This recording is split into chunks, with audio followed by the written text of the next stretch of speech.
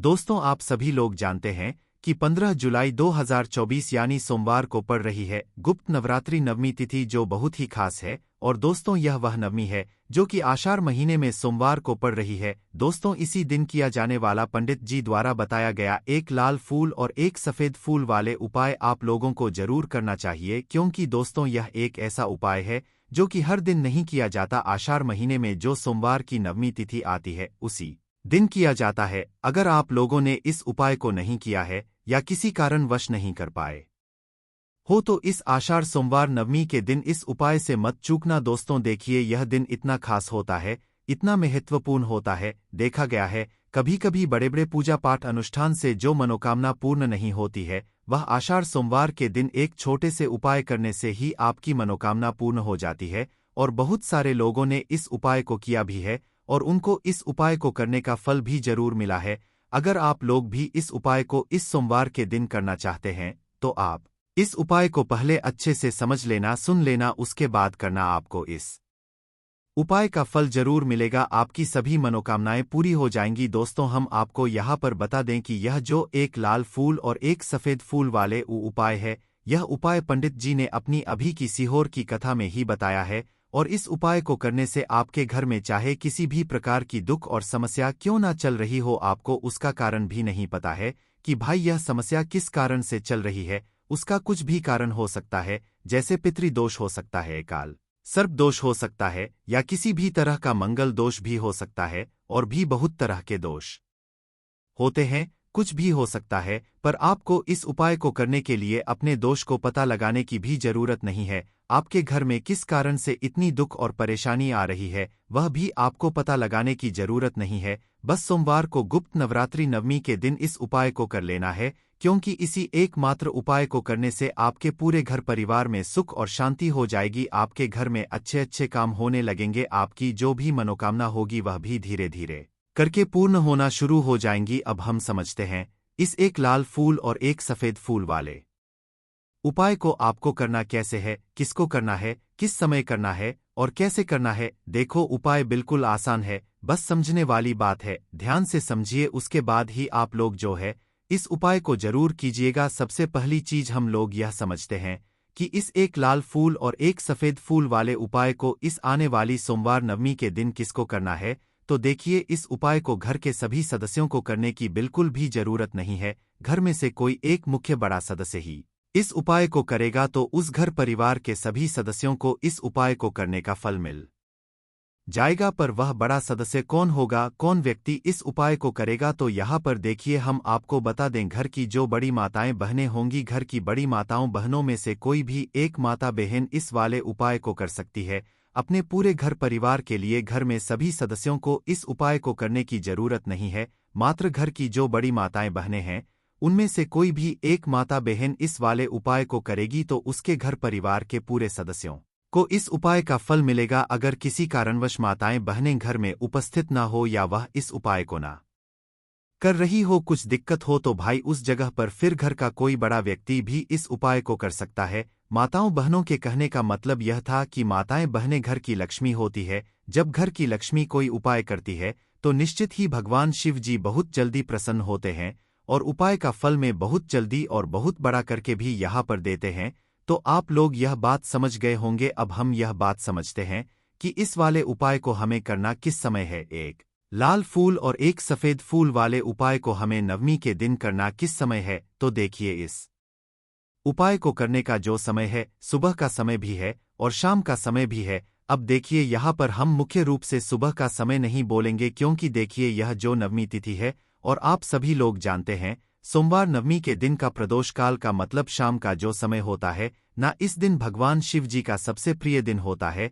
तो आप लोग इसे एक लाल फूल एक सफेद फूल व उपाय को सुबह के समय भी कर सकते हो और शाम के समय प्रदोष काल में भी कर सकते हो। सुबह के समय अगर कर रहे हो तो 10 या फिर 11 बजे तक भी अगर उपाय करोगे तो भी आपको उपाय का फल मिलेगा वही अगर शाम के समय कर रहे हो तो इस दिन जरूर शाम के समय का ध्यान रखना कि शाम के 6 बजे से लेकर 7 बजे के बीच में अगर आप इस उपाय को कर सकते हो तो बिल्कुल कर लेना, पूरी कोशिश करना। पर अगर किसी कारणवश इस समय के बीच में ना कर पाओ तो रात 8 बजे तक भी अगर आप उपाय को करोगे तो आपको उपाय का फल जरूर मिलेगा। यह बात आपको समझ आ गई कि आप इस उपाय को सुबह और शाम दोनों समय कर सकते हो, मतलब करना आपको एक ही समय है, घर में से किसी एक ही बड़े व्यक्ति को करना है, पर एक ही बार इस उपाय को करना है, दोनों समय नहीं करना है। आपको जो समय अच्छा लगे आप उस समय पर इस वाले उपाय को कर सकते हैं।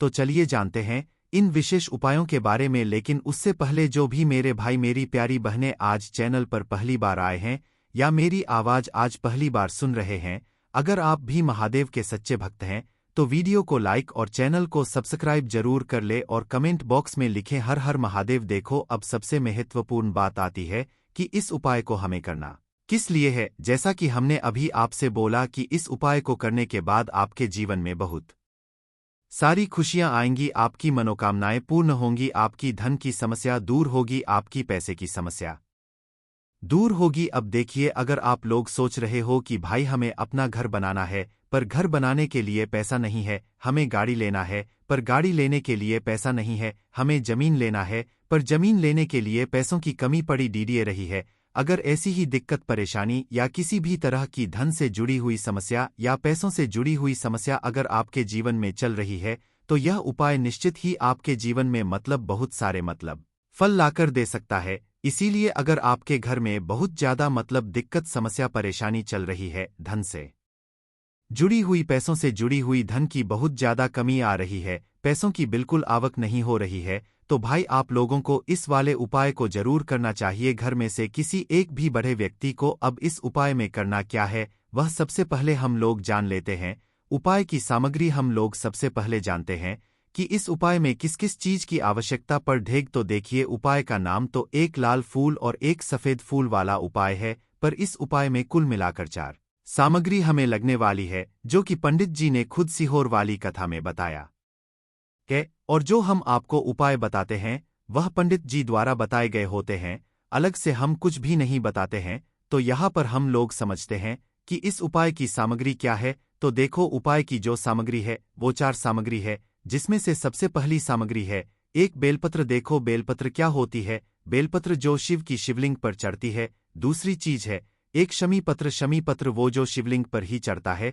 तीसरी चीज है दोस्तों एक लाल फूल जो उपाय का नाम है। तो एक यहाँ पर आपको लाल फूल लेना है। अब यह लाल फूल कौन सा लेना है, देखो शिवलिंग के ऊपर जो लाल फूल चढ़ता हो उनमें से कोई भी एक लाल फूल पसंद कर लेना और वह कहीं से तोड़कर या कहीं से खरीद कर लेकर आना और उस लाल फूल को उपाय में प्रयोग कर लेना। उसके बाद में एक सफेद फूल का विशेष रूप से ध्यान रखना, जो सफेद फूल शिवलिंग पर चढ़ता हो सिर्फ वही सफेद फूल लेकर आना, इसके अलावा कुछ मत लेकर आना, लेकिन केतकी का मत लेना। तो एक एक मात्रा में ही आपको यह चारों सामग्री चाहिए, एक बेलपत्र, एक शमी पत्र, एक लाल फूल और एक सफेद फूल। यह चारों सामग्री आप लोग तैयार करके रख ले प्रदोष काल में या सुबह के समय जब भी आप इस उपाय को कर रहे हैं।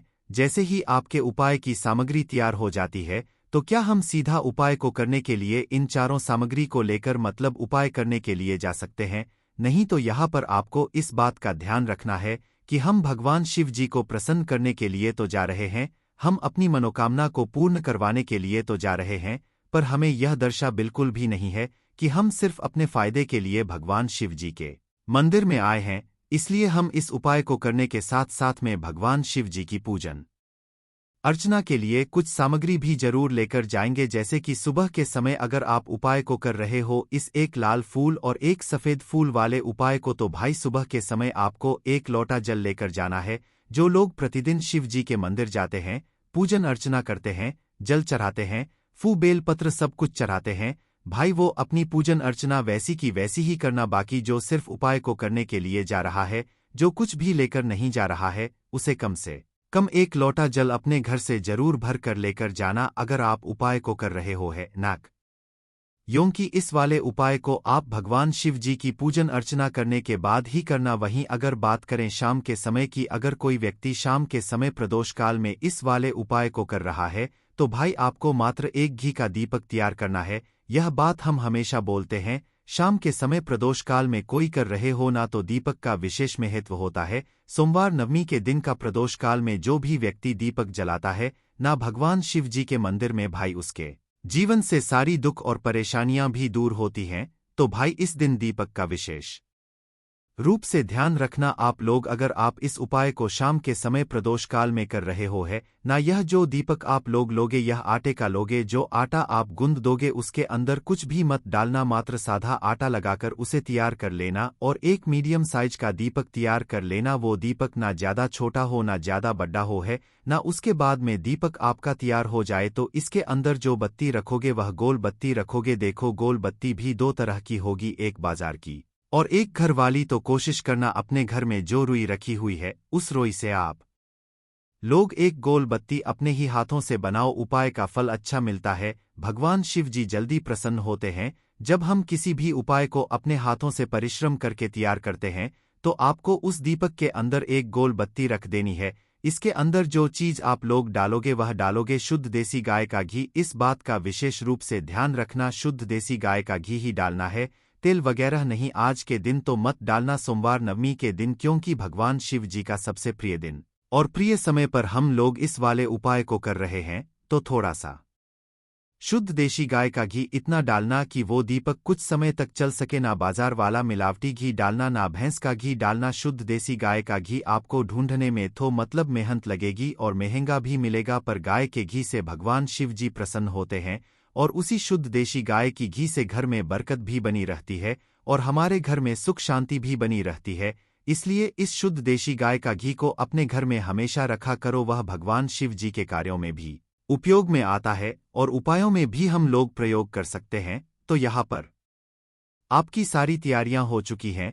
उपाय को करते समय शुद्धता का विशेष रूप से ध्यान रखिएगा। सुबह कर रहे हो तो भाई सुबह तो आपको स्नान करना ही करना है। बाकी शाम को कर रहे हो तो शाम को मात्र हाथ मुंह धोकर भी आप लोग इस वाले उपाय को कर सकते हो, कोई दिक्कत वाली बात नहीं है भाई। उपाय की पूरी सामग्री तैयार करके और पूजन सामग्री लेकर आपको भगवान शिव जी के मंदिर पहुंचना है, जो आपके घर के पास में हो, जहां पर शिवलिंग विराजित हो, शिवालय हो, वहां पर आप लोगों को पहुंचना है। और जैसे ही आप भगवान शिव जी के मंदिर में पहुंचते हो वहां जाकर ही उपाय शुरू नहीं करना है। पहले आपको भगवान शिव जी की पूजन अर्चना करना है। पूजन अर्चना कैसे करोगे? सुबह के समय गए हो तो एक लोटा जल वगैरह जो भी पूजन सामग्री लेकर गए हो उससे पहले पूजन सामग्री आप लोग मतलब पूजन भगवान शिव जी की कर लो। जो व्यक्ति सिर्फ एक लोटा जल लेकर गए हैं वह शिव जी की शिवलिंग पर मात्र एक लोटा जल एक धारा से धीरे धीरे करके चढ़ लो है ना। अपनी पूजन अर्चना आप लोग जो हैं पूरी कर लो पहले। उसी के बाद अगर आप शाम के समय कर रहे हो तो पहले जाकर बैठना है भगवान शिव जी के शिवलिंग के पास में। आप जो दीपक तैयार करके लेकर आए हो उस दीपक को पहले जलाना है। ये जो दीपक आप लोग जलाओगे ना, यह किसी और की माचिस से मत जलाना, अपनी ही माचिस अपने ही घर से लेकर आना और इस दीपक को अपने ही माचिस से जलाना। अगर आपने मंदिर की माचिस या किसी और की माचिस ले ली इस उपाय को करने में, इस उपाय का फल उस व्यक्ति को भी थोड़ा बहुत मिल जाएगा। इस बात का ध्यान रखना, अपने घर से अपनी ही माचिस लेकर जाना और इस दीपक को जलाना। दीपक को जलाने के बाद भगवान शिव जी कि शिवलिंग के पास में रख देना। शिवलिंग के इतना पास में मत रखना कि भगवान शिव जी को आंच लगे, थोड़ी सी दूरी बनाकर ही जो है इस दीपक को शिवलिंग के पास में आप लोग रख दीजिएगा। अब जैसे ही आपकी पूजन अर्चना हो जाती है भगवान शिव जी के शिवलिंग के सामने या आसपास कहीं पर भी बैठ जाइए उपाय को करने के लिए। और उपाय को करने से पहले आप लोग अपनी वह चारों पूजन सामग्री निकाल लीजिए। उपाय पाए की जो सामग्री है वह निकाल लीजिए और भगवान शिव जी के शिवलिंग के ऊपर एक माता अशोक सुंदरी जी का स्थान देख लीजिए। माता अशोक सुंदर जी का जो स्थान होता है वह जलाधारी के ऊपर होता है, जलाधारी के बिल्कुल बीचों बीच में होता है। आप लोगों ने देखा भी होगा शिवलिंग की जलाधारी होती है। जलाधारी के बिल्कुल बीचों बीच का जो स्थान होगा वह माता अशोक सुंदर जी का स्थान होगा, क्योंकि यहीं पर हमें यह जो है उपाय को करना है। सबसे पहली चीज, अब हम उपाय को करना शुरू करते हैं। आप सबसे पहले अपनी एक बेलपत्र उठा लो। एक बेलपत्र को आपको माता अशोक सुंदरी जी वाले स्थान पर सबसे पहले समर्पित करना है। बेलपत्र की डंडी का मुख होगा जलाधारी की तरफ जहां से जल बहता है और नीचे गिरता है, और बीच वाली बड्डी पत्ती का मुख मतलब शिवलिंग की तरफ होगा। इस तरीके से आपको इस बेलपत्र को माता अशोक सुंदरी जी वाले स्थान पर समर्पित कर देना है। उसके बाद में अपनी एक शम पत्र उठा लो जो आप उपाय के लिए लेकर आए हुए हो। शमी पत्र को उठाकर शमी पत्र की भी जो डंडी का भाग होगा वह जलाधारी की तरफ करके जहां से जल बहता है नीचे गिरता है उस तरफ करके और पत्ती वाला भाग शिवलिंग की तरफ करके इस शमी पत्र को भी उस बेल पत्र के ऊपर आपको समर्पित कर देना है। समर्पित करने के बाद अब आप ले लो अपना एक लाल फूल जो आप उपाय को करने के लिए लेकर आए हुए हो। इस लाल फूल का जो खिला हुआ भाग होगा चाहे वह गुलाब का फूल हो चाहे कोई सा फूल जो शिवलिंग पर चढ़ता हो भाई, उस फूल का जो खिला हुआ भाग होगा वह शिवलिंग की तरफ होगा। बाकी जो पीछे का भाग होगा फूल का वह जलाधारी की तरफ जहां से जल बहता है नीचे गिरता है उस तरफ होगा। और आखिरी में आपका जो एक सफ़ेद फूल बचा हुआ है इस सफ़ेद फूल को भी आपको लेना है और सफ़ेद फूल का जो खिला हुआ भाग होगा वो शिवलिंग की तरफ होगा जहां पर शिवलिंग रखा हुआ है उस तरफ होगा। और डंडी का भाग जलाधारी के पीछे की तरफ हो जाएगा, मतलब जो जहां से जल बहता है और नीचे गिरता है। जब आप लोग एक बेलपत्र एक शमी पत्र और एक लाल फूल एक सफ़ेद फूल चढ़ा रहे हो तो उस समय आप लोगों को कांता भगवान या कांता चक्र का नाम लेते हुए ही जो है इस उपाय को करना है और भगवान शिव जी और नारायण जी का स्मरण करते हुए ही इस उपाय को आपको करना है।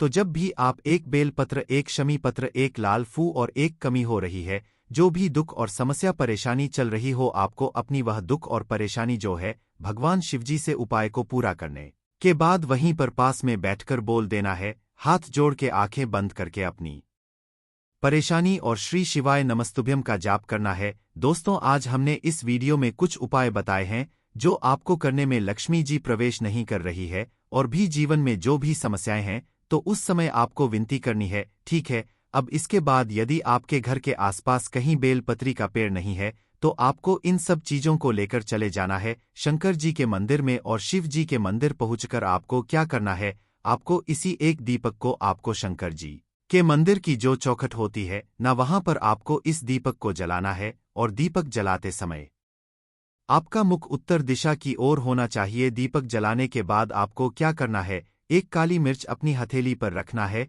और आपके जीवन में जो भी समस्याएं हैं, चाहे वह समस्या परिवार को लेकर हो या फिर धन को लेकर हो, वह अपनी वह समस्या बोलनी है और बोलने के बाद आप उसी काली मिर्च को दीपक में डाल देना है और आपकी कामना पूर्ण हो जाए, घर में लक्ष्मी जी का निवास हो, ऐसी कामना आपको कर लेनी है। देखिए, शंकर जी की मंदिर की जो चौखट होती है ना, उसमें 33 कोटि देवी देवता निवास करते हैं। यदि आप वहां पर दीपक जलाते हैं तो इससे भगवान शिव तो प्रसन्न होते ही है, साथ ही आपको 33 कोटि देवी देवताओं का आशीर्वाद प्राप्त होता है और वह सभी प्रसन्न होते हैं जिनकी आशीर्वाद से आपकी कामना 100% पूरी होती है। तो आप यह उपाय जरूर करिएगा। आप बहुत ही छोटा सा उपाय है, करके देखिएगा। देखिए, अब हम जान लेते हैं गुरु जी द्वारा बताए गए दूसरे उपाय के बारे में। इस उपाय के लिए आपको मात्र 2 लौंग लेनी होगी, यानी कि आपको लौंग का जोड़ा लेना है। 2 फूल वाली आपको लौंग लेनी है। लौंग का जोड़ा कहीं से भी खंडित नहीं होना चाहिए, इस बात का ध्यान रखें। इसी के साथ में आपको लेना होगा लाल चंदन का पाउडर। देखिए, यदि आपके पास लाल चंदन की लकड़ी है तो उसे घिसकर भी आप चंदन के रूप में प्रयोग कर सकते हैं। यदि पाउडर है तो उसका भी आप अपने उपाय के लिए प्रयोग कर सकते हैं। देखिए, चंदन जो है वो तेज का प्रतीक माना गया है और साथ ही साथ जीवन के अंधकार को दूर करने का प्रतीक माना गया है। अब इसी के साथ में आपको मात्र एक तांबे के पात्र के अंदर शुद्ध जल लेना होगा अपने घर से। अब दोस्तों, यह तीनों सामग्री लेकर के सीधे आपको पहुंच जाना होगा भगवान शिव के मंदिर में। देखिए, इसी के साथ में आपको एक गोलबाती का दीपक भी लेना होगा। दीपक आप मिट्टी का भी ले सकते हैं, शुद्ध घाटा मड़कन कर सकते हैं और दीपक में आपको शुद्ध घी का प्रयोग करना है। लेकिन जैसे ही आप इन सभी सामग्रियों को मंदिर में लेकर के पहुंचेंगे, मंदिर में जैसे ही आप चौखट के वहां पर पहुंचेंगे तो मंदिर की चौखट के सीधे तरफ आप जो अपने साथ एक गोल बाती का दीपक लेकर के आए हैं उसे आपको सबसे पहले तो प्रज्वलित कर देना है। यानी कि जैसे ही आप मंदिर की चौखट के वहां पर प्रवेश करते हैं तो उसके सीधे तरफ आपको यह गोल बाती का दीपक प्रज्वलित कर देना है। अब देखिए, जैसे ही आप यह प्रज्वलित करेंगे तो आपकी जो भी मनोकामना है उससे आपको बोल देना है। आप इस दीपक को इस प्रकार से प्रज्वलित करने के बाद इन सभी सामग्रियों को आपको शिवलिंग के पास में लेकर पहुंच जाना है। अब देखिए दोस्तों, आपके पास जो एक तांबे के पात्र के अंदर शुद्ध जल है उसमें से आपको केवल आधा लोटा जल ही भगवान शिव के शिवलिंग पर अर्पित करना है। आधा लोटा जल आपको उसी पत्र के अंदर बचा लेना है। अब दोस्तों आपके पास जो 2 लौंग हैं, यानी कि लोग का जोड़ा है, उससे आपको अपना नाम और अपने गोत्र को बोलते हुए आपकी जो भी समस्या चल रही है, आपके जीवन में जो भी परेशानी उत्पन्न हो रही है, उन्हें आपको बोल देना है। और यह जो लौंग का जोड़ा है, इसे आपको भगवान शिव के शिवलिंग पर अर्पित कर देना है। जैसे आप यह 2 लौंग शिवलिंग पर चढ़ाएंगे तो अपना हाथ जो है वहां पर आपको रखना है और महादेव से आपको प्रार्थना करनी है कि मेरे जीवन की यह जो परेशानियां हैं, यह सभी दूर हो जाएं। यानी कि आपके जीवन में धन की संबंधित परेशानी चल रही है, कर्ज की समस्या चल रही है, बच्चों का पढ़ाई लिखाई में मन नहीं लग पा रहा है, घर के जो आर्थिक संकट है वह सभी दूर हो, व्यापार आपका ढंग से नहीं चल पा रहा है, घर में रोग की स्थिति बनी हुई है, यानी कि जिस भी प्रकार की आपकी समस्याएं हैं उसे आपको महादेव से बोल देना है और महादेव से इन सभी समस्याओं को दूर करने के लिए आपको प्रार्थना कर लेनी है। अब देखिए दोस्तों, आपने जो 2 लौंग शिवलिंग पर समर्पित की थी उसे आपको वहां से उठा लेना